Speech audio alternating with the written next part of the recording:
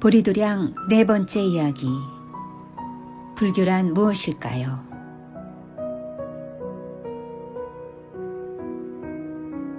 지난 시간에 불교가 어렵고 열반이 어렵다고 인식되는 세 가지 이유를 말씀드렸습니다.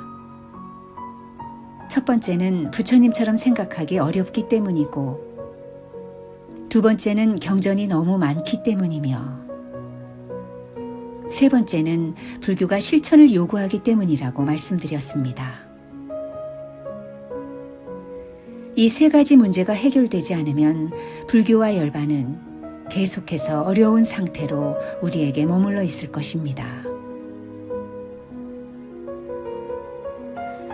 그러면 어떻게 이 세 가지 문제를 해결할 수 있을까요? 첫째, 부처님처럼 생각하기 어려운 문제를 해결하려면 부처님과의 소통과 교감을 원해야 합니다. 왜 부처님께서는 이렇게 말씀하셨을까? 왜 부처님께서는 이렇게 생각하셔야만 했을까? 이렇게 자신의 생각을 잠시 내려놓고 부처님의 관점에서 고민해 보아야 합니다. 이것은 우리가 주변 사람들과 소통하고 교감하는 방식과 동일합니다. 우리 아이가, 우리 부모가, 우리 남편이, 우리 아내가, 우리 친구가 왜 이렇게 말했을까? 왜 이렇게 생각해야만 했을까를 더 많은 시간을 두고 고민하고 궁구하듯이 말입니다. 너는, 당신은, 엄마는 이렇게 말하고 이렇게 생각한 거야 라고 너무 빨리 자신의 입장에서만 보지 말고 좀 더 그 사람의 입장에서 보려 애쓰고 좀 더 많은 시간을 할애하는 것입니다.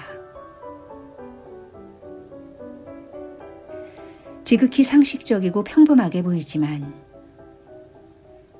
이 방법 말고 우리가 다른 사람과 소통하는 효과적인 방법이 있을까요? 부처님과의 소통 또한 마찬가지입니다. 우리는 경전에 의지할 수밖에 없고, 그것도 가장 역사적인 사실에 가깝다는 초기 경전을 중심으로 부처님과 1차적으로 교감하고 소통할 수밖에 없습니다. 당시 인도 사회와 문화에 대한 정보가 부족해 장애가 크더라도 얻을 수 있는 지식과 자료를 통해서 부처님과 교감하고 소통해 나가야 합니다. 필요하다면 직접 인도로 가서 부처님의 흔적을 찾고 소통하려는 적극적인 노력을 하는 것이 좋은 방법일 것입니다. 두 번째, 불교의 경전이 너무 많아 어려운 문제는 의외로 해결 방법이 간단할 수 있습니다. 바로 불교의 역사를 공부하는 것입니다.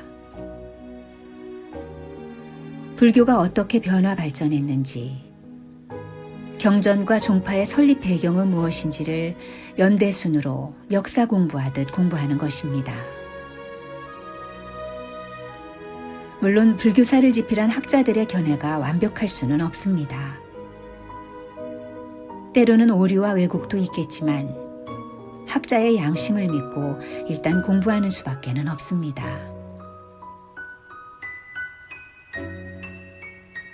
부처님과의 소통을 끊임없이 원하면서 불교사를 공부하다 보면 자신의 마음이 닿는 가르침 혹은 경전이 있을 것이라고 생각합니다.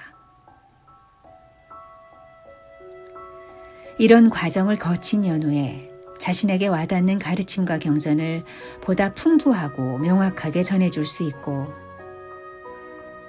자신의 오해와 편견을 교정해줄 선지식이나 스승을 찾는 것입니다. 그 다음은 열심히 공부에 매진하는 것이죠.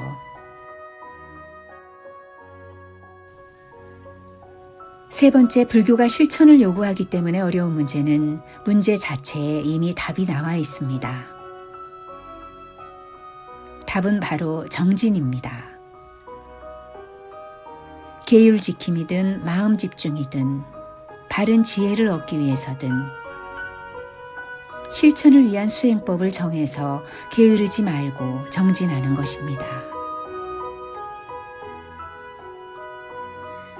그러나 처음부터 정진이 쉽진 않으므로 자신이 감당할 수 있는 정도부터 계획을 세우고 잘 짜여진 수행 체계를 활용해서 차근차근 정복해 나가는 것입니다.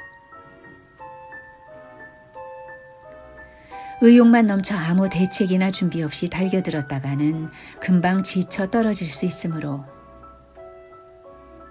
게으르지도 서두르지도 말고 차근차근 해나가야 합니다. 다발로 묶여진 회초리를 한꺼번에 부러뜨릴 수는 없으니 회초리 하나씩을 부러뜨리듯이 하나씩 하나씩 차근차근 해나가야 합니다. 이상의 세 가지 해결책이 최고의 방법이라고 자신할 순 없지만 이런 식으로 해결해 나가는 것이 최선의 방법이라고 생각합니다. 부처님과의 소통을 정말 원하고 불교의 역사를 차근차근 공부하고 자신이 해야 할 수행을 열심히 행복하게 정진하는 것이 불교와 친해지고 열반을 향해 나아가는 최선의 길이라고 생각합니다. 그럼 다음 시간부터는 초기 경전에 나타난 부처님 생애를 통해 부처님과의 소통과 교감을 위해 우리들이 정말로 알아야 하는 것부터 차근차근 공부해 보도록 하겠습니다.